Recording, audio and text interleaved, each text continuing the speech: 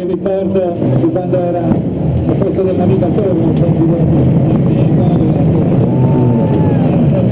ci si ricorda quando il campionato del mondo, questo pilota stamattina si è vinto la prova di qualificazione a 5 metri, questo è lo stand, stiamo parlando del finlandese Lari Matti Latvala e della Vespavi Polo. Gli ho chiesto se la vittoria in Grecia sarà ulteriore motivazione, ma ha detto ulteriore di dall'alto, bisogna stare anche qui.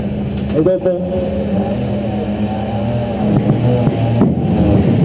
dopo Eugene, una volta che parla ancora un'unità, una degli assi di aspettative secondo me di Volkswagen potrebbe essere un po' di tiro. E adesso attenzione, questo pilota domani aprirà le ostilità. E adesso dalla Belgio un altro dei giovani apprezzati del team. To do all the stages, the first one, maybe we went fast, and after that we will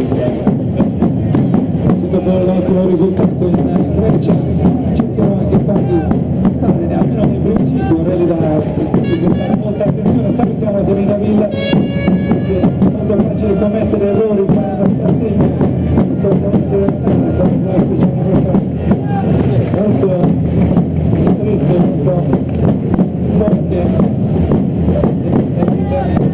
molto guardito, tanto il gruppo sbagliato musicisti della città di Campieri si sta attivando per fare da cornice la partenza dei piloti. Sta andando settima prova, andiamo ad un'altra nazione rappresentata, stiamo parlando della Polonia con la Volkswagen 258 settima Michael Kosciuszko. Kosciuszko navigato da Maciej Szczepaniak.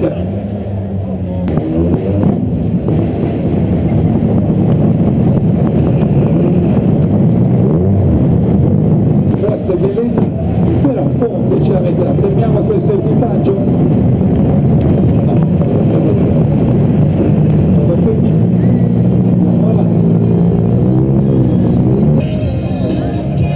Ora intanto, prima di proseguire con le partenze che si sono esaurite le comunità, il momento in cui il 38 va ad autografare proprio qua in piazza d'Italia questa impegnativa, addirittura anche la data.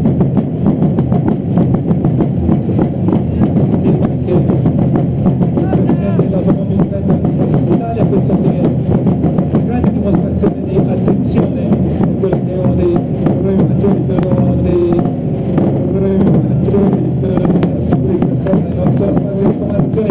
Vorrei un applauso per Jean per essere qua, per essere testimoniare alla gara a tutti coloro che seguiranno le indicazioni. È arrivato anche Sergio Emiliano, la regione Sardegna, tutti vanno a prendersi questo impegno con la direzione internazionale.